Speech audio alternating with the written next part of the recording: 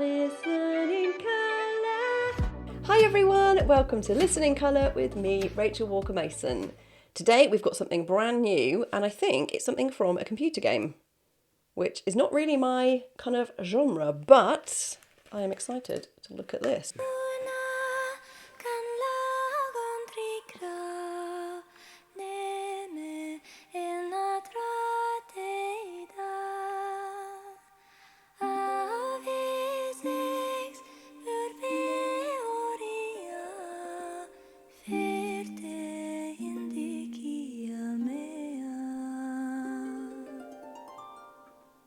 Wow, she's like an angel drifting in from another world. It's amazing. That's just perfection, starting with just her a cappella voice. She doesn't need anything else, and then gradually the harp comes in and sort of intertwines with the voice, and it just has a harp naturally has quite a magical sound. It's often used in a kind of a flashback of remember what we were doing a year ago, and there's often a harp noise. So just we're kind of programmed to hear a harp and think magic. And Aurora's voice, she just conjures up this complete other world of somewhere that exists, but somewhere that doesn't exist, like this fairyland somewhere where she's the reigning queen or something. It's just gorgeous, and it just stops you in your tracks. It doesn't start off with loads of noise. It's just this very stripped back sound. It's so beautiful, and it kind of draws you in. And I love that Aurora's voice is so accurate and her tuning is so perfect that you never worry that she's going to kind of waver off pitch, and that by the time the orchestra come in, it's going to be like a tone down, because that's horrible. So let's see what happens if it builds. I'm assuming it will, because there's a whole orchestra and a choir there, so they'll probably do something, right?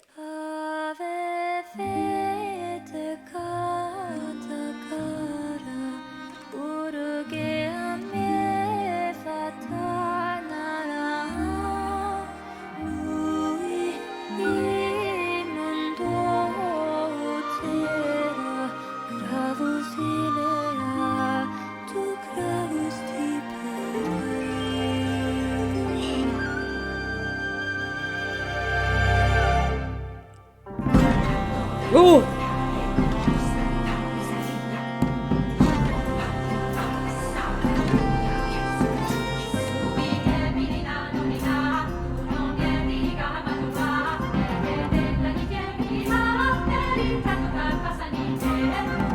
Oh, it's really changed now. So it opens with this beautiful, if you don't look at the lyrics, because it's in Latin, but I've got the translation to English here, it sounds like, oh, this is all beautiful and wonderful.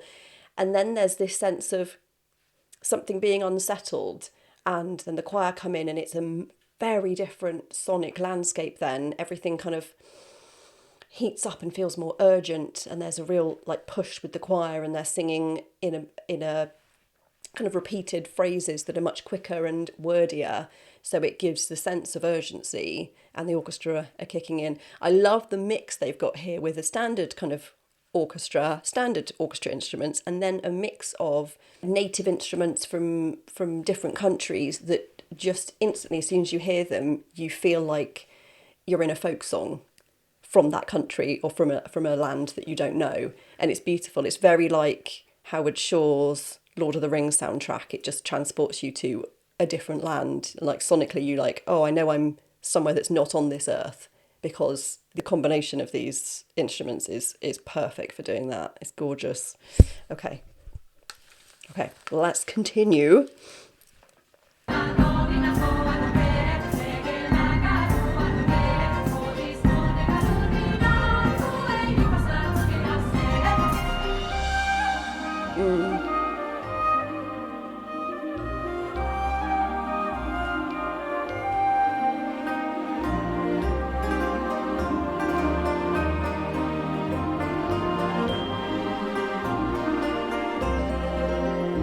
Gorgeous.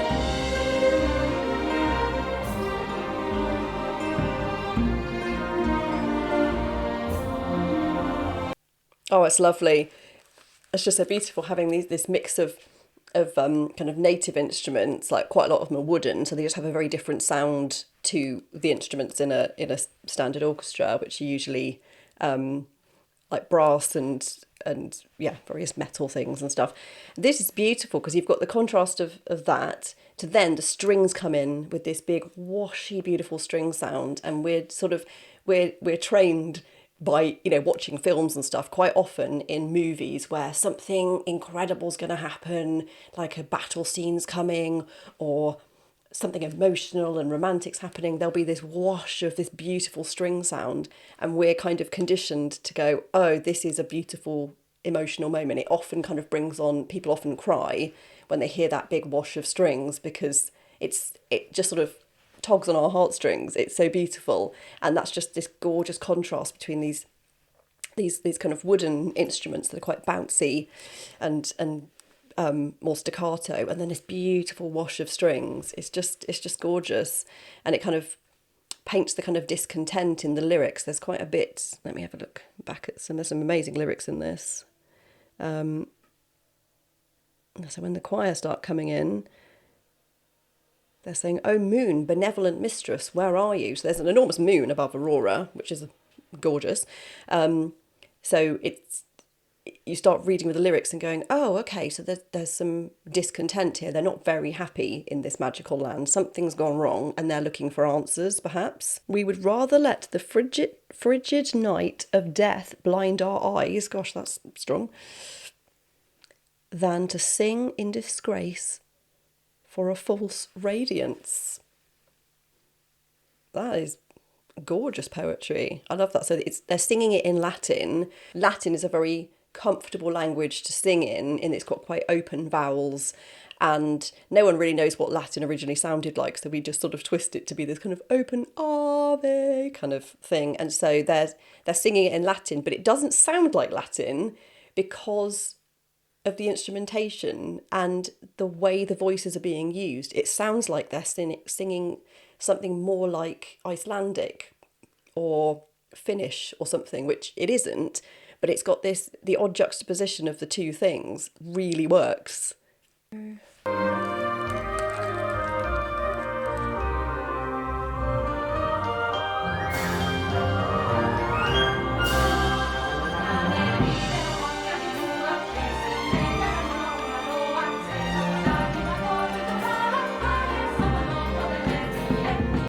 Oh, so we will not sing the songs of lament. Even though everything's terrible, they want to come. Even though our hearts may be stung with sorrow. God, that's beautiful. But what tears can wash away calamity? And what mournful dreams can bring back our homeland? So that kind of is the crux of it. They're obviously mourning their homeland, and the incredible place it is, and it's almost like this music is kind of tormenting them because it's reminding them of their homeland, and they're feeling that deep kind of homesickness, that kind of sorrow of it not being the same place or them not being there. It's beautiful. So it's reminiscent of really old folk songs and songs from different cultures where people were displaced and would sing the songs of their homeland to remind themselves of where they're from and not to forget who they are and the land that they originated from. It's kind of got a feeling of that. It's like an old folk song, but with this incredible orchestral kind of film kind of score background. Yeah, it's got a real feeling of that discomfort of being displaced or your land not being your land anymore. It's got that feeling, and so the way they're singing, it's quite forceful. It's not a beautiful, lovely song. They're quite angry about it, and they're saying we're not going to put up with this. Basically, what mournful dreams can bring back our homeland? They're not going to kind of stand by and watch this happen. It's beautiful. What is happening in this video game? What's the video game about? Is it about someone's land that's been taken over and you have to go in and save them? I think it's like a role play kind of thing. But yeah, tell me about the video game, because I want to know if this really plays into the video game story or if it's totally disconnected. Yeah, I want to know. I want all the details, guys. Tell me. And if you play this game, tell me what you do and what happens in it and what the music's like in the main bit of the game. I'm really interested. Okay, let's carry on.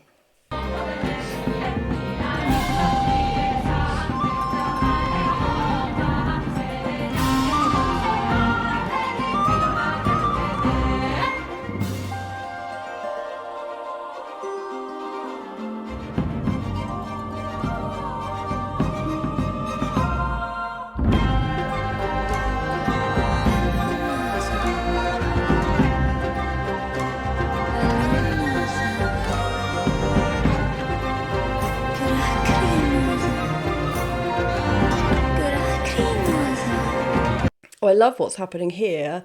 Is Aurora the moon, the kind of the ruler? Is she what they're wishing will come back? It's quite interesting because the way she's placed on the stage, she's higher up and kind of disconnected from the choir. Is that kind of who they're singing to, who they're singing about? Because I love this bit here where she's in a very low volume spoken word section. She's saying, "For whom do you mourn? For whom do you weep?" And it just changes the texture completely, having this spoken word in there. It kind of reminds me of like German opera sometimes, where you have a character that pops up and he's like the devil or something, and he pops up and he has these slightly weird spoken word bits, and it just changes the feel of it completely because he's not singing, he's speaking.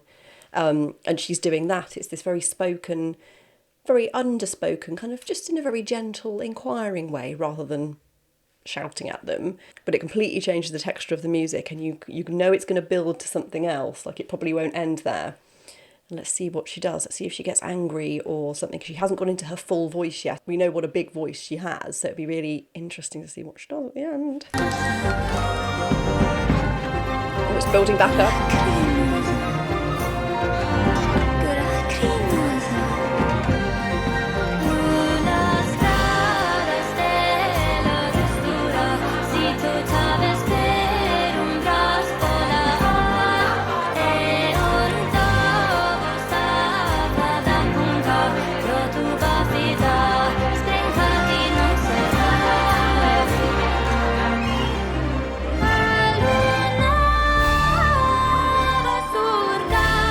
Oh, it's lovely. It's just beautiful, isn't it? Oh, I love this. I could genuinely just sit and listen to this. It's not what I thought computer game music would be at all. It's amazing. Gosh, yeah, that's lovely. It builds up and she's giving more of a positive message. And then there's a section that moves up and it feels like there's a key change and it kind of ramps up. And when we hear a key change, we always think, something exciting is going to happen. You get that in a lot of musical theatre songs. It kind of signals to the audience the emotion's getting heightened, the character's going to say something else, and it's going to build to the climax, and that's what's happening here. And I love how the choir is singing with her, but not with her. They're doing a complementary section, which hasn't really happened yet, and it's gorgeous.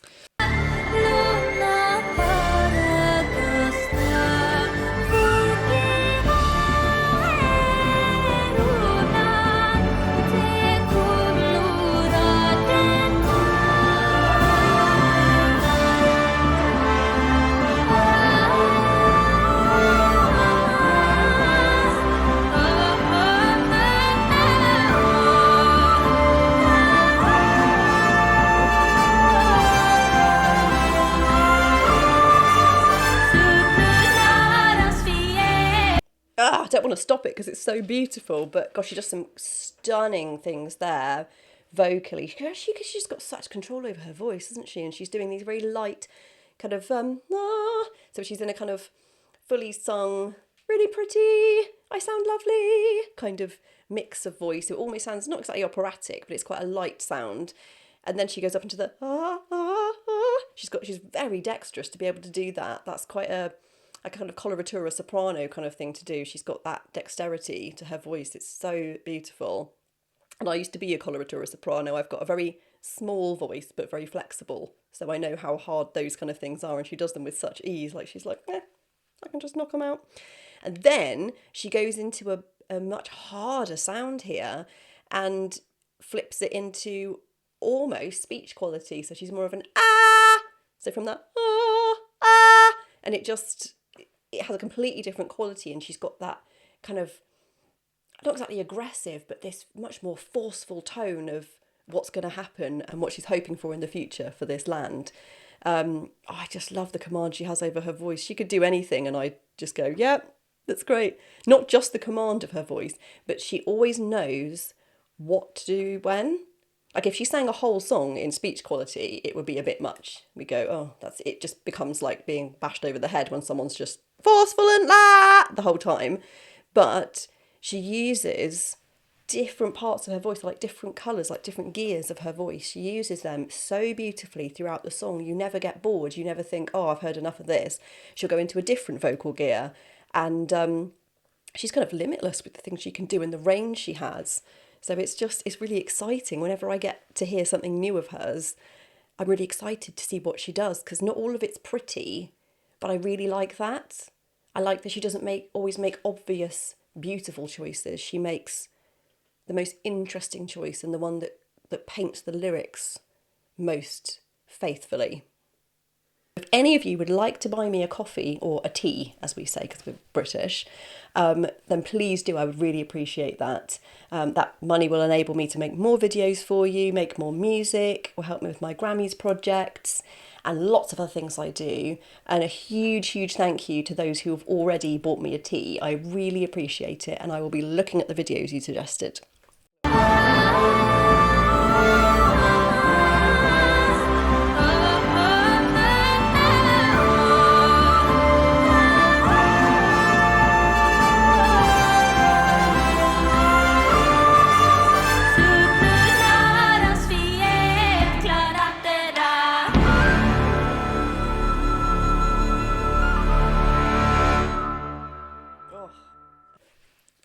And the end bit, going into unison, feels like a battle cry. It's so strong. It's just incredible.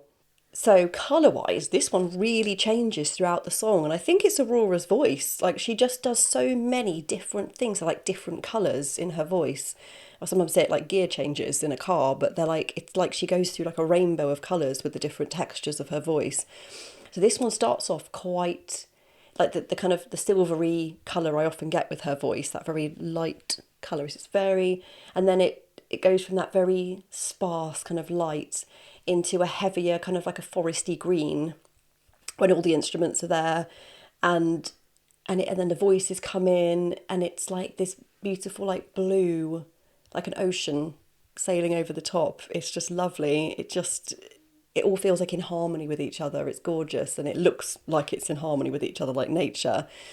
And then towards the end, it really ramps up, and there's quite a lot of black kind of in there, like little explosions, like fireworks that are not colourful. They're like little explosions of black, and it kind of ramps up and up and up.